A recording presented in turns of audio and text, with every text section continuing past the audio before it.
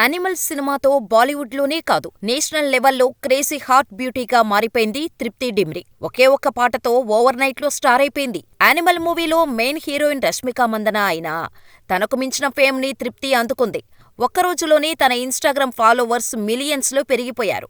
అంతేకాదు, రీసెంటుగా బాలీవుడ్లో తన తోటి హీరోయిన్లందరినీ దాటుకుని గూగుల్ సెర్చ్లో నెంబర్ 1గా నిలిచింది తృప్తి.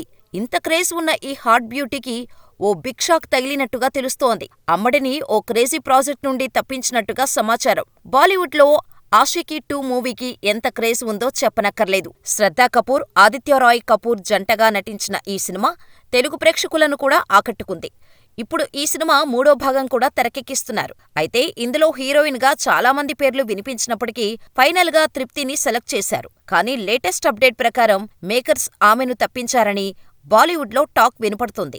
అమ్మడు అనుకున్నంత రేంజ్లో పర్ఫామ్ చేయటం లేదని, బాగా ఎమోషనల్ గా నటించే హీరోయిన్ అయితే బాగుంటుంది అని, ఆమె ఆ రోల్కు సూట్ కావటం లేదని పక్కన పెట్టేశారట. దీంతో మరో కొత్త హీరోయిన్ కోసం మేకర్స్ చూస్తున్నారట. ఏదేమైనా తృప్తి సూపర్ ఆఫర్ మిస్ చేసుకుందనే చెప్పాలి.